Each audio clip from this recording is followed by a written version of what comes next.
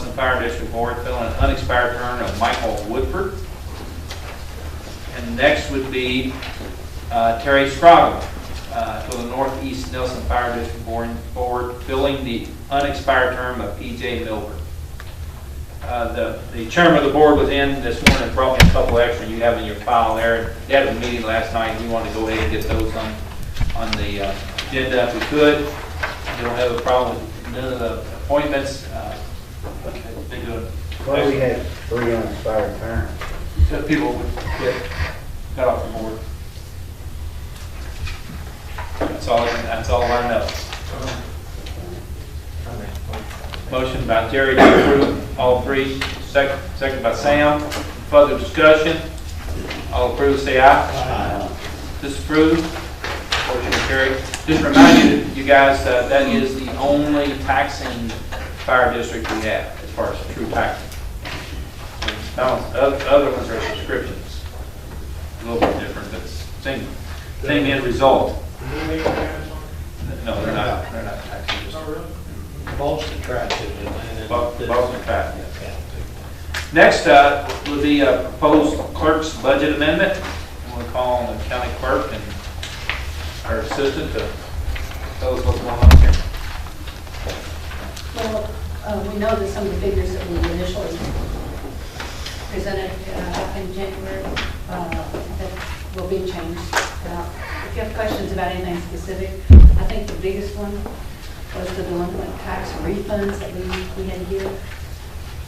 Because those, we require a fairly significant amount from a check when anyone signs to be a part of the third-party buyers for delinquent taxes. So they didn't spend nearly as much as they had. That's actually on the last page. If you look at the last page, I identified you guys. The pencil in says $250,000 at the top there. And she's proposed, we actually have 475. We're going to have to be predicted 475. And we knew that one was going to be more, so we thought, but Gail can run through a few of the items. Is there anything in particular that you're interested in as far as figures go? That was the largest one, wasn't it, the refund? And I will note to the court that your excess fees you're anticipating is much larger than you originally had planned too. So that's good news for the court. Having adjusted those figures. That's good news for the court. And you'll know that exact figure in a few weeks. At the end of the year, in a few, about 4 weeks or so. You understand that, guys? Yeah. Get a motion to approve her budget amendment. Motion's been made by Bernard Ice, second by Jerry Hahn. All approved, say aye. Aye. Disapprove? Motion will carry. Thank you. No way to be re-selection here. That's all, basically all about auditors. We try to make sure that we're covered when the auditors. Next, we'll call on Dorcas for jail report. Okay, today we have a total of 113 inmates. We have 1 in Hardin County. We have 2 on home incarceration. We have 25 state inmates. We have 6 serving weekends. So we have an in-house total of 104 inmates. Of course, we got both courts again this week, so hopefully we'll get some of them out. That's all I have to report. No news is good news in your report, Dorcas, in my opinion. Anyway. Business has picked up again. It's picked up over the weekend, isn't it? EMS report, Joe. You have your monthly report in November. 468 calls were made in November. For a total of the year is 2,611 calls so far. That's up a little bit over last year. Collections are running this year a little bit ahead. We normally average around 61% collection. We're about 63.2.4. So that's looking pretty good for us for this year. Report on the radio equipment that Judge had told you about the payments due on that. $178,000 is the total. We have all the equipment installed: Boston, Culvertown, Cane Fork, and 162 tires. All that equipment's been installed. We do have 2 FCC licenses we're waiting on, but that could take a little bit of time, and we are under time constraint to get the paperwork back in. Just bill paid today, and then we send it in for reimbursement. City was okay with using the water towers. We did get it worked out with the city for using the Austin water tank, and we will now start paying some rent on Fuller Town.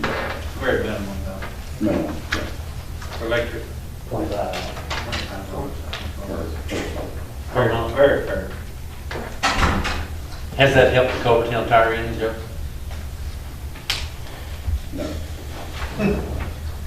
What the problem is I reported about a year ago, we have to go from wideband to narrowband.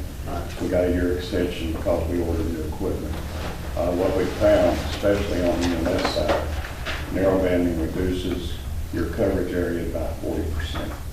So when we were talking to our ambulances at Louisville Hospital, Jewish Hospital, North Hospital, we cannot talk to them about Gene Snyder. We can talk to them. What about in county? In county, it's the same thing. For the law enforcement, we haven't narrowbanded them yet, basically because we're going digital with law enforcement. We're hoping digital will offset the loss from analog to narrowbanding. That's to be seen yet, but that's a mandate. We got the power turned up as high as it'll go, and narrowbanding just cuts down the coverage area. So we're working on those to resolve some issues. We may look at some other antenna sites as we move along. For now, we'll have to deal with it. But we have to have this, all this paperwork in by the 20th. December 20th, yeah. Okay, thank you, Joe. Landfill solid waste report, Brad? We're back on regular schedule after a holiday. We did get inspected by the state about a week ago. The only thing that really came up, this is one of their pet peeves, is they want some additional cover. You know, if you go away from an area for more than 30 days, you got to bring back in 6 additional inches of soil. Kind of tough to haul it in November, December, but road department's been helping the last day or two. So hopefully by the time the rain comes in, we'll have that up as they requested. But that was the only thing they noted during the inspection that they wanted to see done. So we passed that inspection. Outside of that, it's regular business. Okay. Road department report, Jim? Road department, we're boom mowing in District 5, we're about halfway done. That'll be full-time work throughout the winter. Miscellaneous work, some ditches cleaned out throughout, shoulder repair on Higdon Loop, some driveways. We did get an encroachment permit request on the old Louisville Road, put a new driveway in. First time we've had that. That's a 55-mile-an-hour road, by the way, so site distance has to be Very 500 feet. So that is the first one we got since we've owned that road. Question on that. Yes. Since that's now a county road, does that revert back to the 35 mile per hour? There's no rural reg that says it comes county road shall be 35. There's I know nothing all out the there. county roads, unless otherwise posted, are 35. They're presumed to be 35. Now, where that comes Unless otherwise posted, these roads are posted. Yeah, okay. I mean, We've left them at 55. Unless you see, unless that magistrate in that district will see differently. look at me. All right, we did set barricades, concrete barricades out there at Fredericksburg Bridge. So the road, the bridge is closed and it's hard to get through with anything. So, Good. got that done. I sent you guys something a little late yesterday, I think, Dean, on this Cold mix? coal mix. You got my email, Ronnie's email, so we're okay on the money part of it. And it's going to be about $10,098 to order 100 tons. The price is $100.98 a ton. I sent out requests for quotes. Nobody makes it, and wants to make it. They don't want to mess with it. They send 50 tons here and 100 tons there to these different county barns. We're getting the same. It's a state contract price, is what it is. NATO's got a contract with the state to provide this coal mix And the state uses this same mix? This KP6. they call it, it's gradation, it's a finer gradation. We went there about 4 years ago because it was a much better mix. They've had trouble out of the asphalt, it's gotten hard and sits in a pallet very long, it gets tough to deal with. And it was 1 year there, it had all kinds of problems. But that's one reason these companies, Scotty's Paving, Goldman Asphalt, won't mess with it, because it's not No worth the money. money. No volume.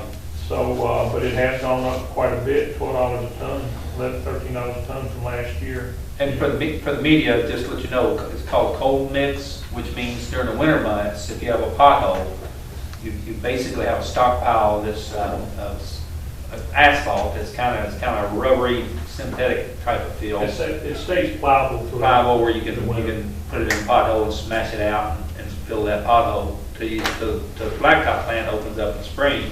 And typically, it will eventually work its way back out, most of the time, won't it, Jim? Yes. And you have to go in with a hot mix then, but it gets you through the winter months. And it's very important, and especially when you have freezes and thaws. So I would recommend the court to go ahead and issue a PO for that, if I can get a motion. Motion by Jerry, you raise your hand first, second by Jeff. Further discussion, all approve, say aye. Aye. Disapprove, and motion will carry. Yeah, I'd be darned if the first magistrate said voted against that, and I said, well, he voted against that, we don't have any hot mix, cold mix. You know, go tell him about that pothole. I think we need to trim. Reason I need it, because I need a whole lot of it. Yeah, it is. You need to lock that 100 tons out. Well, that 1 and 5 run a pretty close race. We got the most roads, don't we, there? Yes, you did. Little skinny one. Anything else, Jim? No, that's it, Routine business. I finished the design on the culvert out there in Hibbs Lane. We submitted that permit to the state. You saw that? Yes. And I'm going to give the easements documents for you to get signed. Probably not something we'll do next spring. We won't go out. It's a summer project. It's too, you can't deal with it in the winter time. It's concrete, so. My contract's good for a while. Yeah, I think it is, so. Okay, not on the agenda. Bluegrass sale agreement that fiscal court approved. I made a copy for Elaine to put in a matter of minutes. I think I made a copy for you guys. I can't remember if I did that early on. Yes, you do. Yeah. The agreement with, the official document looks like this. But I want to ask the fiscal court to put this in a matter of public record into our permanent files and our minutes. If I could get a motion to accept. Motion by Burns, second by Sam. All approve, say aye. Disapprove, the motion will carry. They have an issue there in quote permit to do the work. It's just so the next generation will know where they are. They had. They have, and that's part of the permit. Did they do everything you asked them to do? Everything that's in that permit, what we request and what you guys request, 42 inches depth, the contract that they signed off on if they run into a problem. If somebody wants to put a driveway in 2 years from now, all that's worked out. They, by that contract, they'll relocate. We'll know that when they come for an encroachment permit too, you know, especially when If they come. Well, don't worry, when they get in trouble, they'll come. If they do the line. They do line up, they'll come. Did you find out what's going on Parkway Drive? With the fiberglass boxes set No, up? I checked it. Yes, but There's some fiberglass, it looks like phone connection boxes set. Somebody else had told me about those, yeah. Back Parkway Drive, we talked about Yeah, it, so. I'll try to find out. no. We're thinking it's AT&T, but I I'm think not. that's what it is. Well, I'm thinking you're probably right, and it may have something to do with it. It stops at Flowers Foods where it stops at, so I don't know if they're updating or, I don't know. I don't know. Jeff Mills mentioned that to me, and I think it's 18. AT&T runs a lot of fiber everywhere. They're going down American Drive. I've noticed 150 is flagged all in behind, or up through there with Walmart and so forth too, so it may be part of the same. But I don't know what it is, I can't find out what's happening. Now, the 150 project, that's part of Bluegrass coming down 245, crossing 150 and going down to Oliver. And they go over, and that's how they get to your area. They come down, what is that, Breezy Way there? Yes. That's part of that Bluegrass Okay. area project. That's what those flags. But we didn't have to issue a permit for 150 Yes, no, because you it's see a lot of flags, they got that design build going on for Those, the stakes you see on 245 is part of the design build that they're making a presentation Friday, I believe, on. Where are they, different contractors? They come in and they do an interview and make a presentation. Well, here's what we're going to build, this is what it's going to cost. And the state awards it based on that interview. So they're probably awarded soon after the. Very soon, usually. So where's the presentation at the camp? That's in Frankfurt. So it could potentially be under construction this summer. It will be a summertime That will job, be, yeah. okay. Maybe spring. Wow. Not on the agenda as well, Bernard had asked earlier before the court started, our Feed America program that we're involved with will be on December the 18th of this month. Randy, if you can help me with that in the paper, I'd appreciate it. You folks in the media. Christmas falls on a normal day, so we backed it up a week. Last month we fed 423 families. It was a record. 623, I mean, sorry, yeah, 623, over 20,000 pounds of food. So it was pretty much a record number of food, yeah. Anything else, Court, do you have anything else that's not on the agenda or any short agenda this week? Anybody else have anything want to make a presentation? We'll resurrect Austin Weller back there. Otherwise, entertain a motion to adjourn. Motion by Bernard Ice to adjourn. Second by Jerry Hahn. Jerry's on the ball today. All approved, say aye. Aye. Disapprove?